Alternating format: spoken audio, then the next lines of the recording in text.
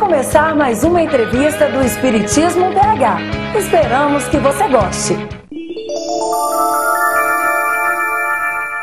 Espiritismo BH compareceu na residência do nosso querido amigo Arnaldo Rocha para conversar com ele a respeito da sua experiência na condução das reuniões mediúnicas. Tudo bem, Arnaldo? Tudo em paz. E você, como está passando?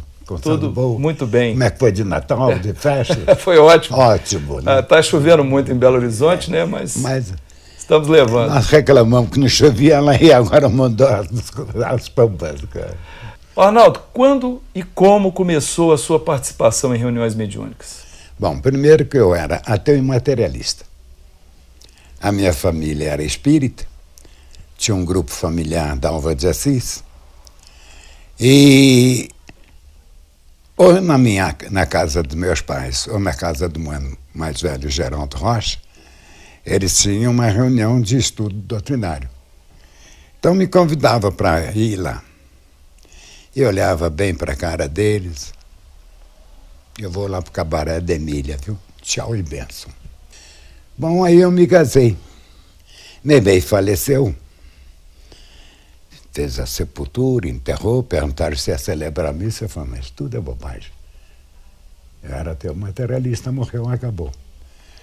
Acontece que durante o período de doença de Memê, que durou 3 meses, eu de 72 quilos de músculo, eu estava pesando 54. Naquela época, 46, o pavor no mundo era tuberculose, né? Aí eu, quando voltava do trabalho, fechei a casa, nós chamamos uma casa ali em Santo Antônio, e fui morar com meus pais na rua Curitiba, quase esquina de Amazonas. Eu voltava do trabalho, fui dar umas voltas na Praça Raul Soares. Caiu um temporal violento. Eu já estava cansado, até eu subir Amazonas, eu ia apanhar mais de chuva. Me lembrei que o mano morava um quarteirão acima, ali na rua Timbiras. Cheguei lá, toquei campainha, Luísa, minha cunhada, uma criatura admirável, mandou que eu entrasse. Eu fui, estava o povo assentado, 6, 8 pessoas, não sei. Esse povo vai fazer a reunião espírita. Uma hora que eu entrei aqui, não entra. Aí entrei, ela me deu uma roupa do mano, nós assentamos, mandou que eu descesse. Vamos imaginar que isso aqui fosse a mesa. 3 metros do lado de cá, 3 de cá, o mano do lado de lá, e aqui uma senhora, Eni Fazzanello, uma senhora, devia ter 60 anos, tinha a pele mais enrugada que maracujá maduro. Aí fizeram as preces e eu fiquei assim no cantinho. Começou a reunião, eu olhava para a janela, o temporal caindo, falava, papagaio, que bobagem que eu fiz entrar aqui. Bom, diminuíram a luminosidade, aquela criatura, a Doeni, como se fosse uma pessoa desesperada, rasgou-se toda, e vomitando sangue, ela teve ruptura do pulmão. E eu olhei bem para aquilo e pensei cá comigo, quando eu estava, acabava com essa história. Olhava, o temporal está caindo. O mano levantou, começou a conversar, falar com aquela criatura, com aquilo, para mim aquilo era aquilo. E eu fiquei pensando, prestando atenção na palavra do mano, fazendo. Sabia que o mano tinha uma palavra tão agradável, paciente. E aí eu olhei para a média, ela havia parado de fazer aquele gesto.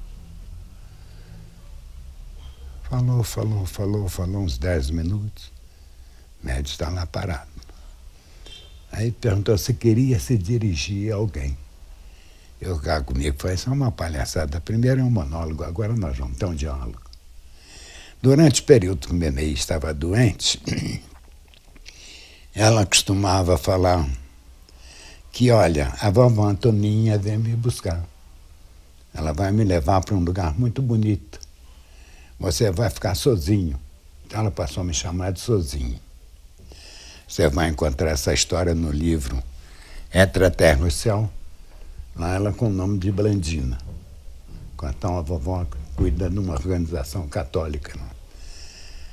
Aí, meu filho, a criatura falou assim, Memete não dizia realmente, e sim como os portugueses, realmente. Realmente eu gostaria, mas o meu sozinho não vai entender isso agora. Aí eu olhei para a cara da velha, estava lisinha, foi a primeira vez. Não sabia que havia essa transfiguração. Acabou a reunião, mudei conversar uma coisa, outra e tal. O temporal estava caindo, o mano foi me levar em casa. E lá chegando, mamãe estava sentada, com 2 livros na mão. Você compreendeu o que é que aconteceu, meu filho? Eu falo, Luísa já lhe telefonou, mamãe? Eu falei, não. Meu padrinho esteve conversando. O padrinho dela, Monsenhor Horta, era padrinho de Crisma, não sei o que é que significa isso. Então ela me contou e tal coisa, me deu um livro. Um tal do Evangelho segundo o Espiritismo e o Livro dos Espíritos. Eu varei a noite lendo e não entendi bolhufas de nenhum dos dois. Isso foi no dia 1º de outubro. Dia 2, eu saí de casa, Curitiba, a hora que eu vou atravessando Tamoios, vinha o doutor Camilo Chaves. Doutor Camilo Chaves era o presidente, então, da União. Nós éramos muito amigos, encontrávamos muito, havia uma antigamente ali na Avenida Afonso Pena, entre Rio de Janeiro e Tamoios, uma livraria Oscar Nicolai, não sei se você chegou a conhecer. Então me encontrava muito lá com o doutor Camilo, conversava. Eu sempre gostei muito de história, ele é um homem de uma vasta cultura, ele falou, meu jovem, ele telefonou. Nós estávamos já entrando, eu subi no Tamoios, nós descemos, fomos caminhando. A União Espírita, nessa época, era ali na rua Curitiba, entre Carijós e Tupinambás. Subimos as escadas. Mas vou lhe contar uma história, meu filho. Nós temos uma reunião espírita, explicou o que era uma reunião espírita, etc. Eu estou calado, né? E encerrando as nossas tarefas de socorro e assistência espiritual, Ritinha é nossa mentora espiritual. A mentora é aquela que dirige o grupo, Arnaldo. Eu estou bancando bobo. Então ela estava fazendo a palestra final, interrompeu e falou, estou muito feliz que uma grande amiga foi esclarecida. Então diz ele que ficou pensando, gente, Ritinha nunca fez isso, quem será aí? Que é isso? Ela virou para ele e falou assim, a Irma, que ele chama de Meimei, do seu amigo Arnaldo Rocha. Eu falei, doutor, que hora que foi isso? Arnaldo, nossa reunião vai até 9h50 e tal. Aí eu contei. Aí ele me deu um banho de doutrina espírita.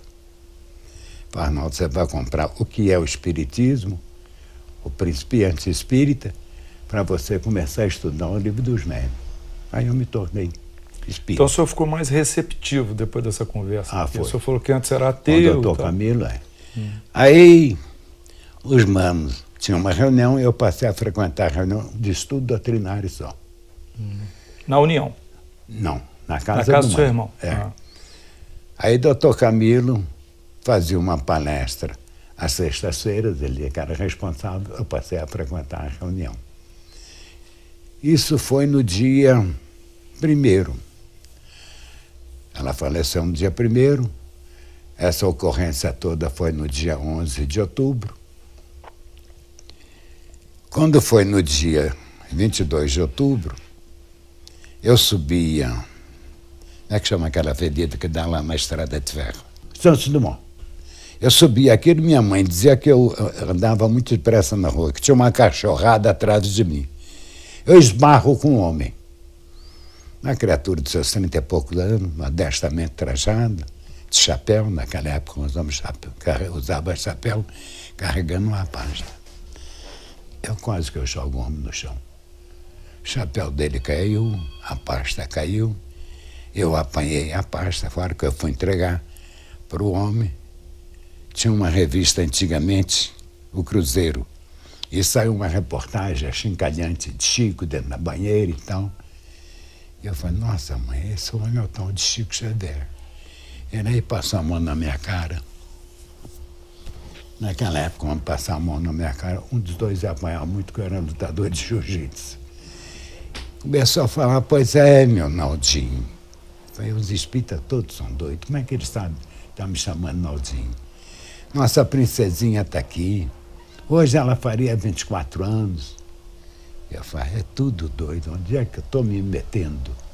Sabe, a pessoa, quando entra num assunto que não está aceitando muito. No meio da rua, de repente. No meio da rua. Depois não encontram. O mano tinha ali na Rua Espírito Santo, Amazonas e Carijós, uma loja, uma livraria.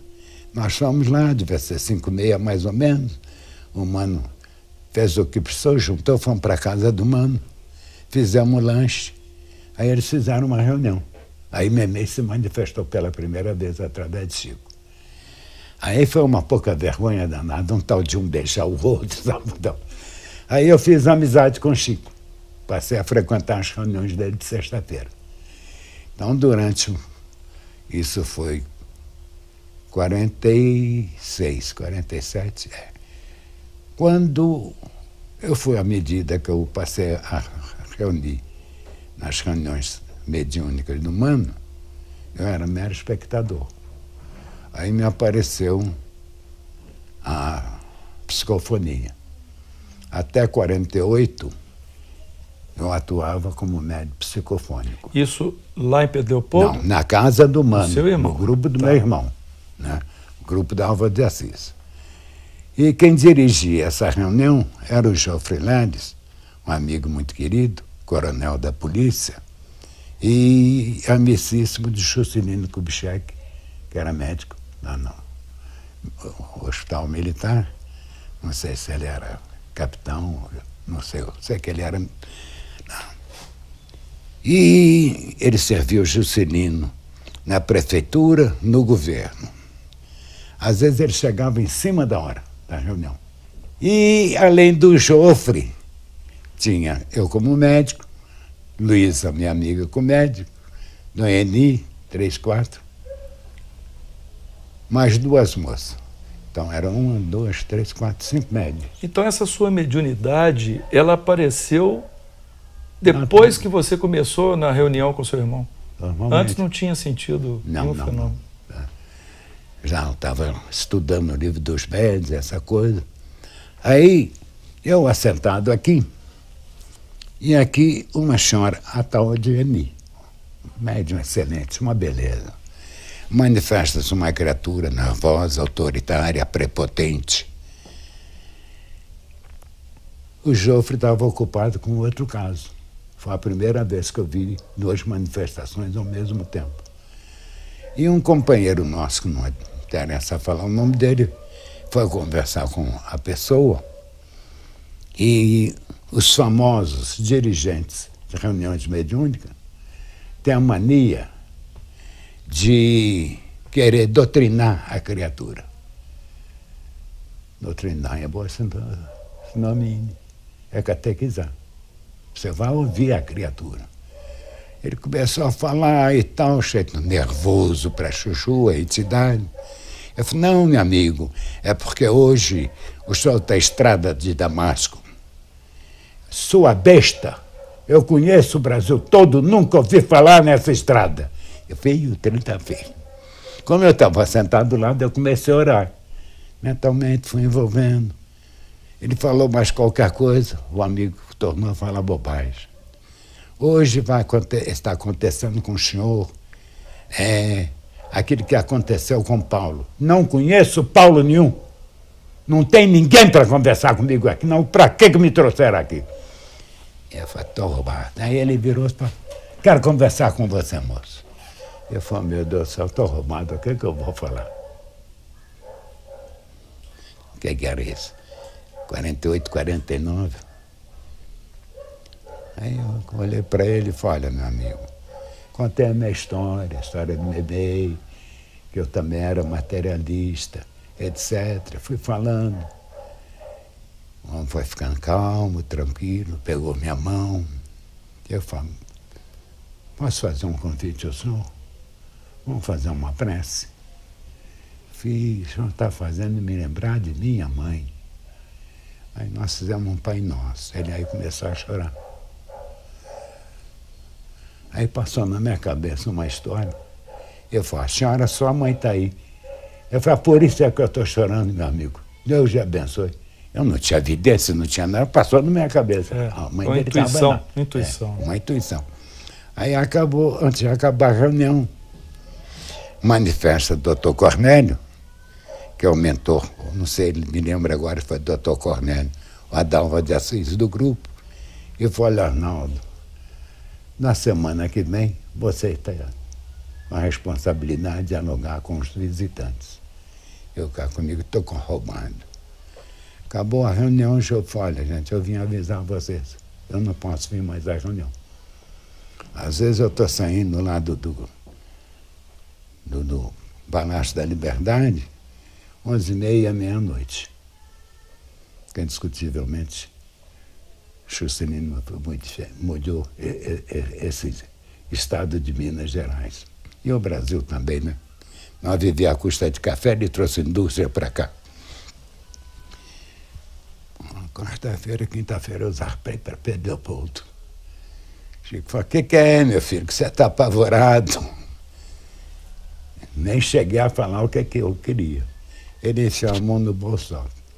Hoje, Emmanuel me deu um papel, uma notícia. Diz ele que a voz que comandou tanta guerra, levou tanto sofrimento, seja utilizada para consolar, esclarecer, orientar. Eu falo, Augusto Usura, eu não tenho evidência, como é que eu vou saber se é homem ou se é mulher que eu estou conversando? Eu falo, mas irmão, disse que vai botar a mão na sua cabeça e vai desenvolver a sua intuição. Então eu comecei a frequentar a reunião calmamente. Toda sexta-feira eu ia para a reunião pública do Luiz Gonzaga. O grupo da Alva de Assis continuou. Eu me afastei para ver as reuniões, ouvir as reuniões do Dr. Camilo, não União Espírita Mineira. Com essa história do Chico, eu passei a sexta-feira a reunião lá em Pedro Leopoldo, no Luiz Gonzaga, e passei a frequentar as reuniões de segunda-feira, que era também a palavra do Efigênio Salles Vitor, um amigo muito querido, que Deus o abençoe, tem me amparado muito tempo, ou então o Dr. Camilo. Com o tempo, a gente foi fazendo amizade com o Chico. Eu demorava mais, só voltava na segunda-feira. E nessa época ele morava na casa da Lúcia, depois ele fez uma casinha no terreno da Luísa, fez a casa, e de vez em quando ele me falava umas coisas. Eu olhava para ele, às vezes eu chegava, eu via e falava, você andou chorando? O que foi, Augusto Usura? Não, ele nunca se abria. Então, o quarto, minha cama era aqui e a dele aqui. Uma noite eu acordo com um barulho estranho. Já são umas 3, 4 horas da madrugada. A janela estava aberta, que estava um calor danado, um luar muito bonito. Chico estava mais ou menos dessa altura assim, mais de um palmo. Em cima do colchão. Levitando. Não, parado. Todo torcido. E eu falei, o que é isso? Gemendo. Passou na minha cabeça, faz parte dispersivo. Que eu atuava às sextas-feiras no setor de paz com o Dr. Rômulo Joviano. Aí fui dando passo, orando. O corpo dele foi abaixando lentamente.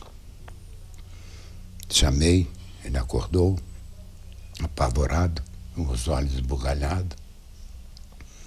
Pediu água com açúcar, eu levei, ele tomou. Eu falei, o que é? Não perguntei nada. Falei, Arnaldo, nós precisamos fazer umas reuniões mediúnicas. Porque quando eu estava frequentando as reuniões mediúnicas na casa do Mano, Chico, até então, nunca havia aparecido lá. Então ele começou a ir, de vez em quando o Dr. Rômulo Joviano, porque ele reunia às quartas-feiras na casa do Dr. Rômulo Joviano. Rômulo Joviano era o chefão lá na Fazenda Madeira, onde Chico trabalhava. Aí Ele virou e falou: olha, meu filho, sonhos das entidades, adversários da doutrina, compromissos do passado. Nós precisamos fazer uma reunião mediúnica. Eu falei: Augusto Zura, não inventa moda não, meu filho. Você tem reunião segunda-feira, quarta-feira, sexta-feira. Eu tenho reunião segunda-feira, na quarta-feira e sexta-feira estou aqui. Nós vamos passar a fazer uma reunião mediúnica, às quintas-feiras. Então nós começamos o grupo. Eu queria botar o nome Casa de Allan Kardec, ou Casa Espírita. Chico, não, Grupo Memei. Aí começou o Grupo Memei em 52. Então, no Grupo Memei, tinham os amigos que iam de Belo Horizonte para lá, o Mano, a minha cunhada, mais duas amigas, boas médias, e companheiras de Chico, mediunidade. Então, Chico me contou, falou: olha, nós tínhamos essas reuniões de intercâmbio ao tempo de José Xavier, o amigo querido, irmão querido dele. Ele faleceu, nós continuamos com o grupo. Acontece que a pessoa que era responsável para dialogar com as entidades era uma criatura um tanto ou quanto prepotente. E um problema meio desagradável. Alguém sugeriu à pessoa: dá-lhe o evangelho. O Chico entendeu o pé da letra. Pegou o evangelho, tacou na cara de Chico. A entidade foi embora. E o Chico ficou uma semana com o rosto todo inchado. Então ele me contou, falou: mas que besta essa? Falei: não, coitado, ele era ignorante. Aí nós começamos a reunião. Aí, um amigo muito querido, o José Gonçalves Pereira, que era um companheiro nosso de São Paulo, era o gerente-geral da Lever no Brasil, era espírita, ia sempre com frequência, ele e o Joaquim Alves colaboraram, nós compramos um pedaço de terreno e fizemos um Memei. Memei era numa simplicidade medonha. Entrada assim, 2 vezes isso, o prédio era uma sala maior do que essa, um vaso sanitário. Hoje o Memei está muito bonitinho, os meninos arrumaram. Aí nós começamos a reunião. Aí, no início, era eu somente que dialogava com as entidades. Era desobsessão, então. De desobsessão. Como eu detesto a palavra de desobsessão, eu costumo falar de reunião de intercâmbio e enfermagem espiritual, tanto para nós quanto para eles desencarnados. Então, o Enio Santos, que era um amigo muito querido, passou a colaborar. Como nós tínhamos naquela época 1, 2, 3, 4, 5, 6, 7 médiuns. Um Chico. Isso. Veio uma orientação do senador Emmanuel. Então, o Chiquinho Carvalho, cunhado de Chico, casado com a Lucila, nós 3 passamos a atender. Cada um atendia um caso, etc, etc. E isso foi até Chico para Uberaba. O grupo continuou. Aí eu trabalhava na Belgo Mineira, eles me mandaram para Brasília. Eu fiquei lá 15 anos. Bom, aí eu voltei para cá. Quando chegou em 83, a situação do Brasil não estava muito boa, não. E a Belgo tinha funcionário com 55 anos de casa. Nessa época o Chico já tinha mudado para Uberaba? Ah, já tinha ido para Uberaba. Quando eu fui para Brasília, ele já tinha ido para Uberaba em 59, ou 59, 60. Aí, quando eu voltei, fui ver a reunião do Memei. Acabou a reunião, chamei o Chiquinho Carvalho. Chiquinho, por que você está permitindo isso aqui? Tinha mais 2 médicos, o mano mais velho, o Geraldo. Ele começou na Umbanda, depois é que ele tornou-se espírita. Essa história de entidade manifestar e mandar tomar banho de descarrego, meu filho, nós fazemos a doutrina espírita, com todo o meu respeito à Umbanda. Ah, Arnaldo, eu já falei, criou problema. Eu tirei chaveiro e falei, a chave do neném, eu não volto mais aqui. Aí eu comecei, doutor Camilo, amigo, nós começamos a fazer reuniões e tal. Ele me cedeu uma sala, eu tinha um grupo de estudo às terças-feiras à tarde, de amigas que os maridos são chatos, não deixam sair à noite. Aí eu fui vendo a mediunidade, 1, 2, 3 até hoje estão conosco no grupo. A Carmen, a Minerva e a Marília, mulher do Dumar. E depois eu resolvi organizar uma reunião de intercâmbio. Arranjei um grupo amigo. Aí o Dumar apareceu. Esse grupo era dirigido anteriormente pelo o Fontana. Ele se afastou. Então eu tomei conta do grupo. Cheguei lá no grupo, tinha 20 pessoas. O rapaz que estava dirigindo, o senhor vai dirigir como eu vou vir a reunião de vocês. Levou meia hora fazendo a prece dele. Daí a pouco os 20 médios entraram em trânsito. Aqui, com o Arnaldo Rocha. Levantei baixinho, fui no ouvido de 5 ou 6. Meu filho, não engana não, viu? Fica quietinho. Bom, na segunda semana, dos 20, eu falei, olha, nós vamos fazer, estou vendo, o conhecimento de vocês de doutrina é muito pequeno. Ninguém falou nada.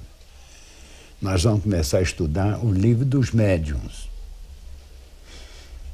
Vocês vão me fazer um favor, trazer o livro dos médiuns, para vocês saberem o que é uma reunião mediúnica. Dos 20, só apareceram 6. Falou que era para estudar, ninguém quis ficar. Dos 6, com o tempo, durante uns 2 meses, nós só fazíamos reunião, fazíamos uma prece, orávamos. Aí nós organizamos o grupo. Foram chegando os amigos.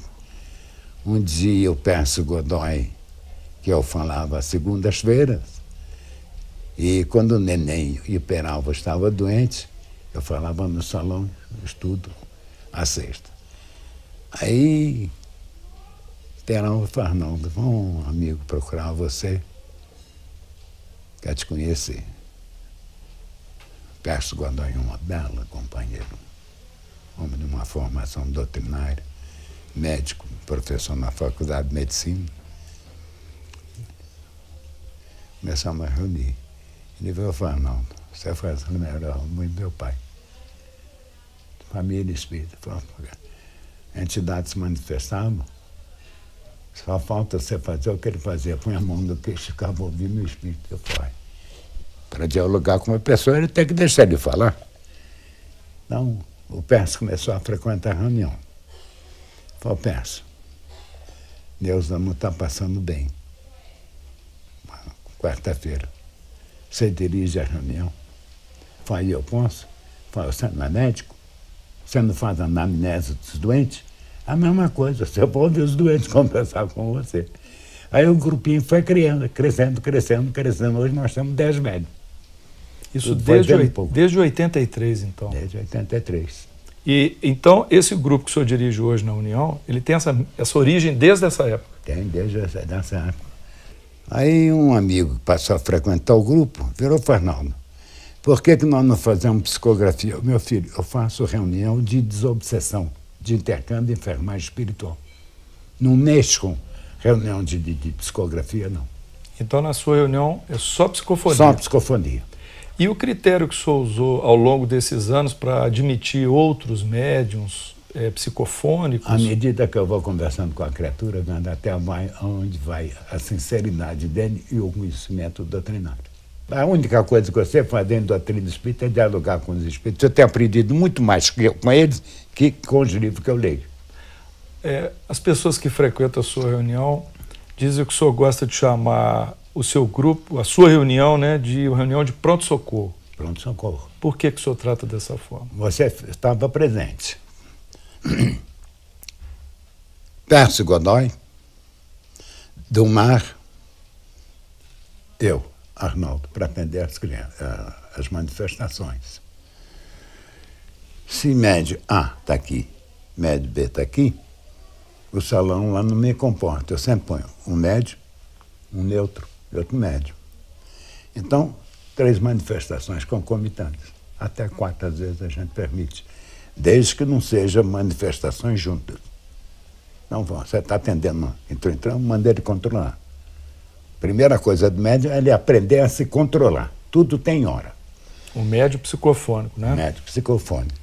Aí o Pércio, Deus o chamou. Como o Marcelo, filho dele, já frequentava, é o pai cuspido descarrado, maneira de falar. Então, hoje, do Mar, eu, o Marcelo e o Silas, o filho do Domar. Esses são os que doutrinam, são os dialogadores. 4 manifestações ao mesmo tempo. Só que eu falo, vocês vão dialogar. Não tem que gritar nem nada. Você está conversando com ele, calmo e tranquilamente. Nas casas espíritas é incomum manifestações simultâneas. Geralmente é uma de cada vez. São grupos pequenos, 6, 8 pessoas, mais ou menos, de modo geral. Então, a primeira vez que o Pércio foi à reunião que ele viu, eu falei, Pércio, isso aqui é um pronto-socorro, meu filho. Nós temos, naquela época, tinha 8 médios. Então, trânsito, cada um entra, você vai e atende. Então. O senhor me convidou para ir na última reunião agora de 2011, e eu fiquei muito honrado e, como visitante, eu também estava curioso. E teve um certo momento que eu observei que realmente tinham acho que 6 manifestações simultâneas. E os diálogos eram suaves, ou seja, o dialogador fala baixinho ali só para o espírito. Está conversando com você e não com ele. De forma que não perturba, a dialogação de um não perturba a do vizinho. Nós dois estamos conversando. Assunto que for. Ele está com outro amigo conversando. A gente incomoda de lá e somos incomodados por cá. Então tem que ter um cuidado muito grande. Por isso que eu falo, se médio A, entre trânsito B também, você está atendendo A, controle. Primeira coisa que eu peço ao médium, tenha controle na manifestação. Toda manifestação mediúnica, seja ela na psicografia ou na psicofonia, tem um substrato muito expressivo do médium. Então você tem que deixar ele falar, até que se acople perfeitamente a entidade. E com relação à presença dos visitantes na reunião, qual o critério que o senhor adota para admitir pessoas para poder assistir essa reunião? Gente que eu conheço, que conhece a doutrina, e que está lá não com curiosidade, com amor. Estão lá ajudando vibracionalmente também. Tanto você vê, nós interrompemos o período de comunicação das entidades, fazemos uma prece para os desencarnados que estão lá. Tem uma página muito bonita de instruções psicofônicas. Vinha acontecendo um problema lá no Meibei. Culpa era uma determinada pessoa. Então, ele virou e falou, não, você precisa conversar com o fulano, eu não vou conversar com ele, coisíssimo algum. Eu tenho feito uma prece, pedindo o nosso querido benfeitor, que eu chamava de senador, que é Emmanuel, pode deixar que Emmanuel, uma hora dessa, ele vai puxar a orelha do povo todo. Chama-se o Trio Essencial, conhece essa página? Trio Essencial.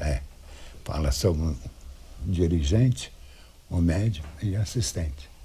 Ninguém está ali para ouvir espírito, não. Está ali para colaborar, doando fluido. Porque se eu estou dialogando com entidade aqui, ele com outra, aqui os espíritos criam as imagens daquilo do drama da criatura. Lá já é outra coisa. Então aqueles lá são colaboradores, são doadores. E as manifestações dos mentores, eu digo, após o atendimento aos socorridos, né, vêm as manifestações dos mentores. Isso é uma prática comum, habitual? Faz-se, por exemplo, interrompe-se o trabalho do socorrista... Após a prece que nós fazemos, em benefício do desencarnado, aí fazemos uma prece em benefício das criaturas enfermas, etc., aqueles que colocaram o nome. Ainda fala, mentaliza pessoas que vocês estão pensando, pensar uma coisa, mentalizar outra. Então aí nós deixamos, começamos às 7h30, Quando é ali para volta de 8h40, aí nós oramos para a manifestação dos amigos espirituais, os benfeitores. Quais são esses benfeitores que já passaram por essa reunião, que o senhor se lembra assim, que se destacaram mais? Se eles estiveram por aí, eles mostraram a cambada toda. Chico, Emmanuel, Teresa de Ávila. Outro dia fiquei engasgado até aqui, porque veio Lívia, e meu ombro doía para chuchu. Eu emocionado. Pô, gente, tinha mais de 50 anos que eu não via Lívia. Lívia do há 2000 anos. Sim. E eu emocionado, foi, gente. Estávamos reunidos lá em Pedro Leopoldo. Chico, Clóvis Tavares, Romanelli,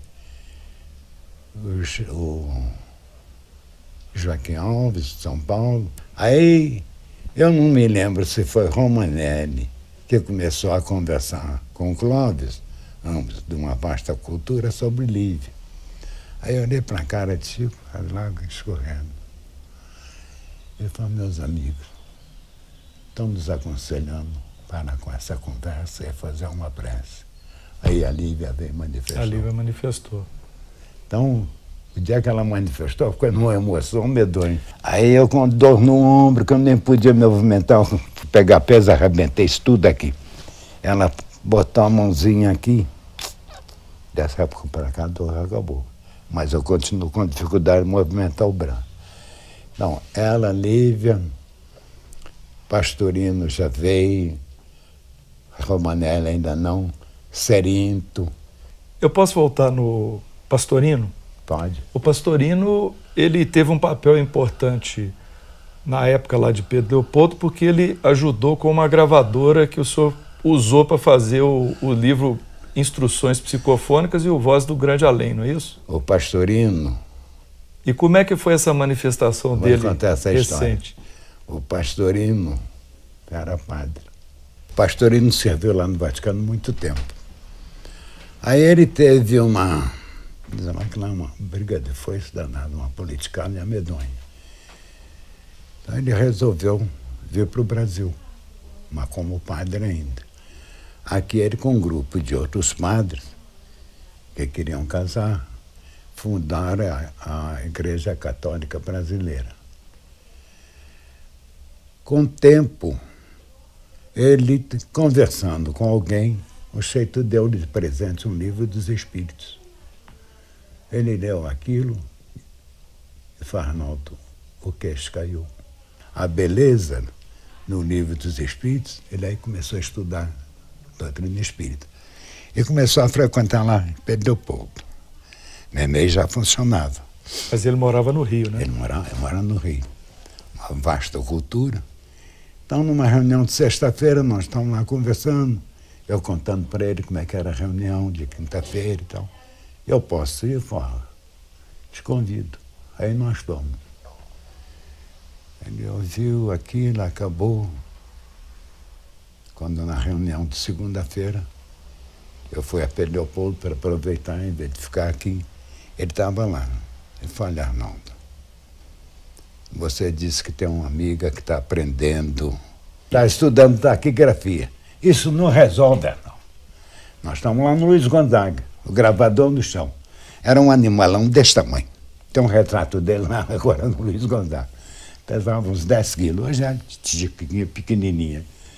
O braço até doía de carregar aqui. Ele levantou e falou, não, isso é para gravar isso. Nós estamos perdendo palestras admiráveis. Mera coincidência. Emmanuel encerrou a palestra e chamou para que ele ficasse perto de Chico. Ele ficou muito emocionado, achando que Emmanuel ia falar qualquer coisa. Ele falou, meu amigo, faz uma prece para uma pessoa que você ama muito. A mãe dele se manifesta. Ele chorava. Eu falei, não, Arnaldo, fica, grava isso. Aí quando fizemos tudo, organizamos, mandamos para ele, tem por aí em qualquer lugar a carta dele. Graças a Deus eu estou ajudando vocês a levar um livro para muita gente compreender o que é uma reunião mediúnica. E foram 2 livros, né? 2 livros. E quando o Chico foi para Uberaba, Eu entreguei ele umas 10 páginas, umas 10 manifestações, que, afinal de contas, ele é que é o médium, né? Eu falo, Augusto Zura está aqui. Isto nunca foi publicado. E eu conversava com ele, se interessou. Páginas muito bonitas. Ah, você quer ver uma? O Memei, o vizinho atrás, criava porcos. Meu amigo, no verão, era uma fedentina de lascar. Uma reunião, calor medonho, aquele mau cheiro na sala que dava gosto. Doido todo mundo para acabar a reunião. O José Xavier, veio e avisou-nos que nós nos mantivéssemos em prece. Queríamos receber alguém da qual nós todos somos devedores. E foi claro, não se afastará do psiquismo de Chico. É por teledinamismo. Nós começamos a orar. A fedentina acabou. Um cheirinho de rosa na sala que foi uma beleza. Aí Teresa Dávila comunicou. Então foi um fenômeno, efeito físico. Está lá no livro, conta essa história. Acabou a reunião, a fedentina continuou. Mas como fedia, gente. Não me criava porcos, tinha mais de 30 ou 40 porcos. Não podia falar não, porque ele era o irmão dele. O Chico Gonçalves frequentava a nossa reunião. E ele tinha açougue, então ele era uma porca. Um mau cheiro horrível. A carne de porco é muito boa. Voltando ao assunto da manifestação do Pastorino, quando ele se manifestou aqui na União Espírita, agora recentemente. Foi assim interessante a comunicação dele? Foi uma comunicação de amigo. Expressão. Fala, Arnaldo, tem frequentado tanto quanto possível a nossa reunião. Que eu tenho outras tarefas, ponto pacífico. E estou gostando de ver o grupo fraterno, amigo. Ele tinha uma maneira de se expressar. Só se faz um grupo mediúnico quando as criaturas se amam e se respeitam. Isso ele sempre falou comigo, ele repetiu isso. E é verdade. Ele já se manifestou uma vez. Fora disso, haja de quando em quando, atualmente com mais continuidade, digamos assim, é Chico. O Chico Xavier, ele, depois do desencarne dele, ele já manifestou na sua reunião quantas vezes, mais ou menos? Umas 5 ou 6 vezes. Umas 5 ou 6 vezes. Você esteve lá semana passada e você ouviu a palavra dele. Eu estive lá, mas eu assisti a última. Eu estou perguntando ao senhor sobre as anteriores a que eu fui. Né? Então já tem assim, uma meia dúzia de comunicações. Vamos então falar um pouco sobre... Vou te contar uma história. Então conta. Não sei se eu já lhe falei isso. Chico virava para mim de vez em quando e falou, meu filho, quando eu voltar para lá, as lágrimas correndo, eu vou pedir aos benfeitores que eu quero o meu corpo. Eu estou cansado dessa roupa. Aí Chico se manifesta, eu me lembrei da história, fui abaixar para falar com ele no ouvido, ele, olha para mim. Eu olhei, em vez de dizer a cara do Chico, que a gente está acostumado. Do médio, né? Uma loura bonita para chuchu de olhos azuis. Ou seja, a forma perispiritual dele de mulher. Aí eu virei e falei assim, papagaio, que é isso, gente? Ele riu e desandou. Quando ele que eu vi como mulher, o tom de voz mudou. Foi uma voz mais feminina, etc. Acabou a reunião, o do Marquinhos, que escândalo seu é aquele? Aí eu contei para ele. Aí uma amiga nossa, que tem uma boa evidência, fala, Arnaldo, eu vi o Chico virar mulher. Bonita mesmo. Quer dizer, é a forma perispiritual que ele prefere. Ele prefere. Mas quando ele se manifesta para as pessoas, ele se mostra como o espírito, né, se mostra como Chico. Giuseppe Supra, lá no Egito, há 3.500 e tantos anos atrás, até 1850, em Barcelona, sempre foi mulher. Então, uma vez eu perguntei a ele, Augusto Zura, eu posso fazer uma pergunta? Sabe o que você vai perguntar? Ele falou, não sabe não. Você vai perguntar por que eu vim como homem? Eu falei, conversar com o Chico é meio perigoso, viu? Antecipa as coisas, né? Ele falou, meu filho, quando eles me chamaram, a primeira imposição dos benfeitores espirituais, você vai nascer como homem, porque através dos séculos, os séculos é que tem atrapalhado a sua caminhada. Vamos falar então da manifestação do espírito Chico Xavier, que eu presenciei, que o senhor me convidou para... Através do Wagner Gomes da Paixão. O médium foi o Wagner, né? Wagner Paixão. E foi a última reunião do ano. Eu tive a honra de ser convidado e estava... Uma alegria nossa. Estava muito próximo ao médium e tive a oportunidade, inclusive, de gravar a manifestação. E eu, na minha visão, eu notei um carinho imenso que o senhor, e uma alegria muito grande que o senhor estava no momento dessa comunicação. Então, todas as vezes que o Chico se manifesta, o senhor tem esse sentimento de alegria, eu vou de lhe contar uma história. Eu tenho um hábito, quando me preparo para essa reunião, eu sou do tipo, durmo tarde. Só que nas terças-feiras me dá um sono medonho. Eu tenho que desligar a televisão e ir dormir. Então eu tenho um hábito, orar. Quando eu saio para reunião, e fico pensando, pô, gente, fulano, quem sabe a gente pode ter a palavra de fulano ou de Beltrano. E falei, gente, quem sabe o Augusto Zura podia encerrar para nós a reunião. Então, a hora que eu vi que era ele, eu me emocionei para o Chico.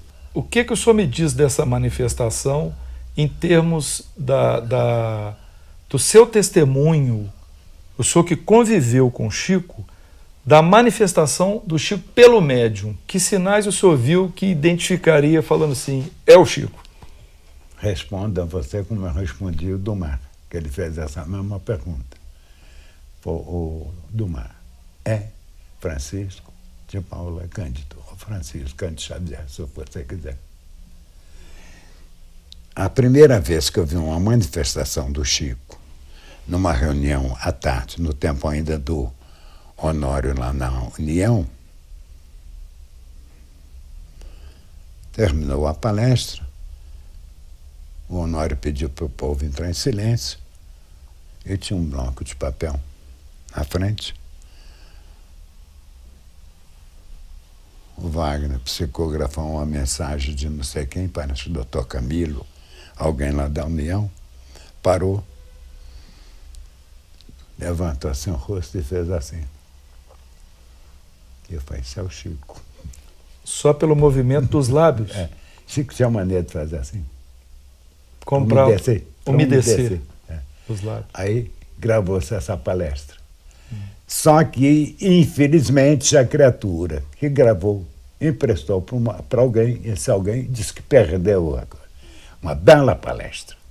Uma bela palestra. Palestra que muita gente conheceu o Chico, a maneira dele falar. Ele se dirigiu a duas pessoas que estavam lá embaixo, né, presentes. Uma senhora que frequentou muito o Luiz Gonzaga. Ele falou, ô, fulana, como é que você vai? Eu falei, gente, quem será? A senhora estava chorando de alegria. Eu falei, levanta, minha senhora, a senhora quer conversar? Não saía, a emoção não saía. Sr. Arnaldo, eu vou publicar no final dessa entrevista essa fala do Chico através do médium.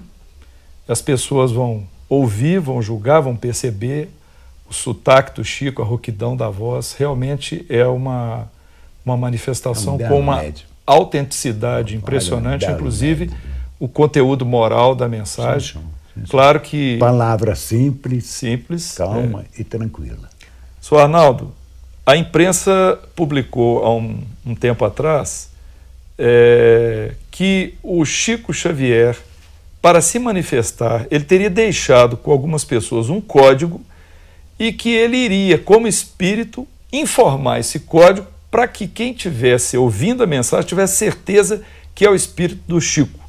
Só acha isso coerente? Orsini, com todo o meu respeito, estou sabendo disso pela primeira vez. Nunca vi, ninguém me falou. Não vou falar que eu tenho a pretensão. Eu conheci Francisco Cândido Xavier. Uma criatura de uma humildade, de uma simplicidade. Logo quando eu fiz amizade com ele, prepotente, atrevido, eu fui tendo vergonha das minhas atitudes diante da simplicidade, da humildade e da paciência. Sinceramente, não acredito nisso, não. Parece uma incoerência com uma criatura que defendeu o fenômeno mediúnico. Com humildade, com sinceridade. Quando chega a vez dele manifestar, é só para um grupo pequeno com um código. Pois parece sim. Algo incoerente. Você ouviu a palavra dele outro dia. Bom, então nós vamos encerrar a entrevista com o Arnaldo Rocha e em seguida vamos reproduzir a gravação que nós fizemos no dia 14 de dezembro de 2011, poucos dias atrás, na reunião que ele dirigiu, onde houve a manifestação do espírito Chico Xavier através do Wagner Paixão, e deixamos ao julgamento dos queridos internautas essa belíssima mensagem de Natal que foi deixada para todos nós.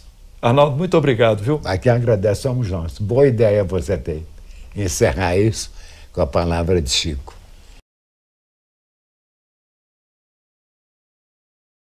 Minhas queridas irmãs, queridos irmãos presentes, meu querido Naldinho, mais uma vez a bênção do Senhor sobre todos, renovando-nos as possibilidades que são ubílimas, mas não se despreza uma semente de amor.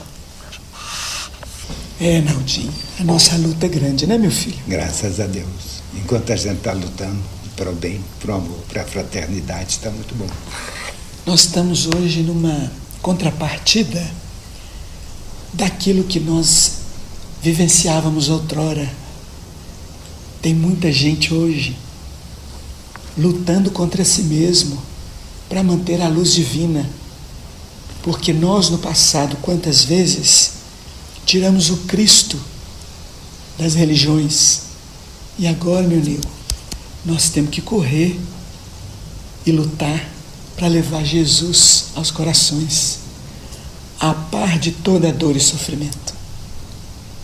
Que diga o nosso irmão Marcelo, porque o Espiritismo hoje é como as ondas, percorrendo toda parte, sem necessidade até de uma criatura vincular-se a um ambiente físico, não é isso? Verdade. A mensagem segue e o amor é proclamado. Porque sem amor, Naldinho, é mero exercício, né, meu filho? Não se faz nada. É mero, nós nos enganamos mero movimento. Nós estamos vendo a sua sala florida e a gente fica a imaginar a beleza dos encontros fraternos, quando as criaturas vão entendendo que personalidade escraviza.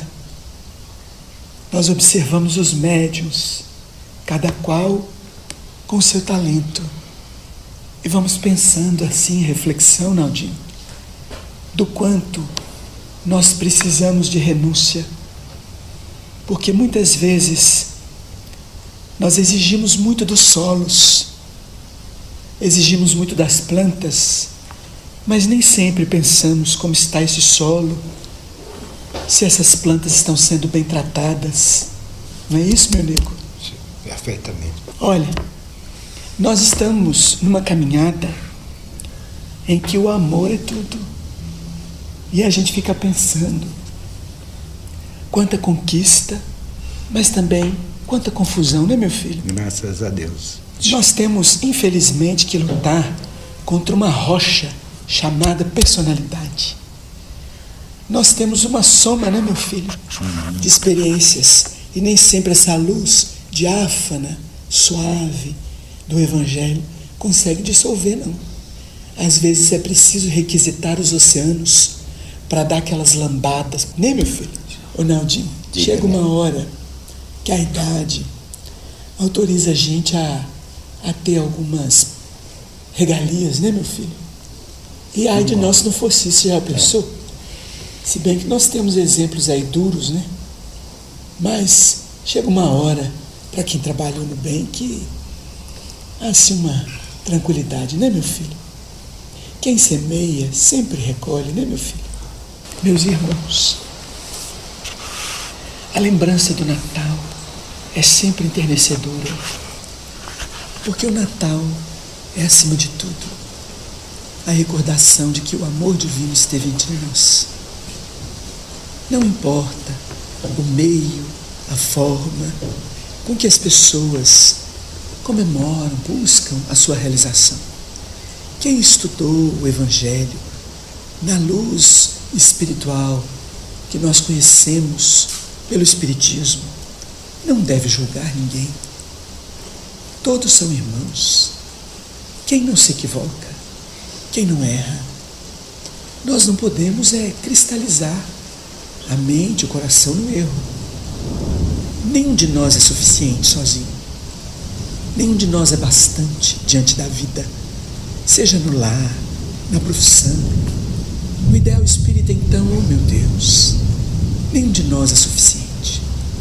As nossas ideias não são as melhores. Elas podem ter, sim, notas de acerto, mas não são as melhores. O que é melhor em nós é a nossa capacidade de comunhão, de respeito, de solidariedade, de incentivo ao bem. Mas nem sempre é isso que nós vemos. Nós precisamos fazer no Natal esta reflexão sobre a nossa vida. Às vezes não conseguimos cumprir os nossos compromissos. Quantas vezes não conseguimos permanecer ao lado de pessoas? Quantas vezes não temos o recurso financeiro com que sonhamos? Quantas vezes não temos os talentos que já identificamos nos outros? Quantas vezes não temos a luz espiritual que já podemos entender pelo estudo, pela observação? Às vezes não temos nem mesmo a mediunidade, mas não duvidemos. Deus fala até pelo vento. Como lançar companheiros de trabalho à sarjeta impiedosamente? A crítica ferina é o veneno que nós produzimos e que retornará para nós após procurar o alvo das nossas inimizades, dos nossos desacordos, dos nossos desentendimentos. Deus não espera isso de seus filhos. Nós temos direito de produzir o que quisermos, mas nós, diante de Deus, não merecemos esse tipo de cultivo das sarças, dos espinheiros no próprio coração. Nada na vida é injusto, nada. Nós dizemos isso com muita tranquilidade. A vida do ceareiro do Evangelho nunca será fácil. Nunca, enquanto a terra estiver vivendo essa dualidade. Nós todos precisamos nos unir no bem, pensar no bem, usar de misericórdia. Se desejamos tanto que Jesus seja misericordioso conosco, que nos valha em nossas enfermidades, que nos valha em nossa abundância, que nos valha em nosso lar, para aqueles a quem amamos, por que não vamos pensar nele de modo universal, se o Espiritismo é o retorno dele à nossa vida, para que possamos viver dignamente? Oh, meus irmãos, nós estamos num templo em que muitos testemunhos foram dados, impregnando a história da instituição.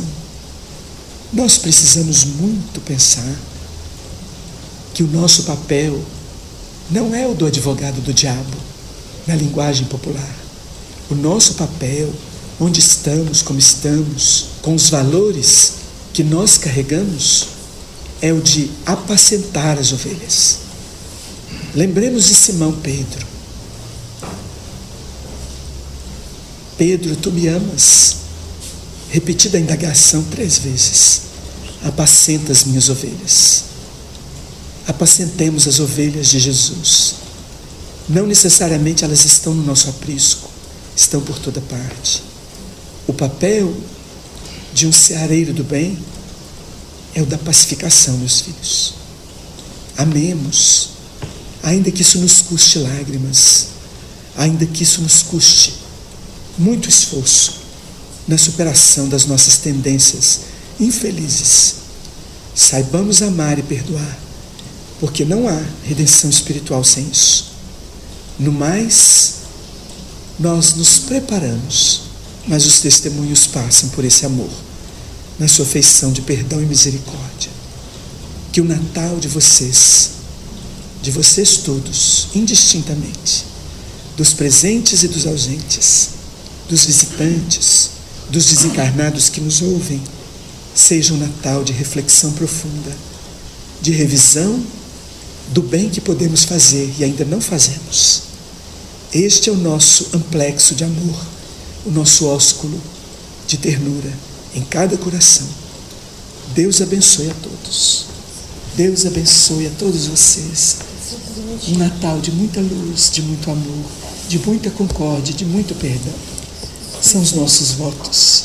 Chico Xavier. Então, o que achou desta entrevista? Dê a sua opinião acessando o Fale Conosco. Até breve!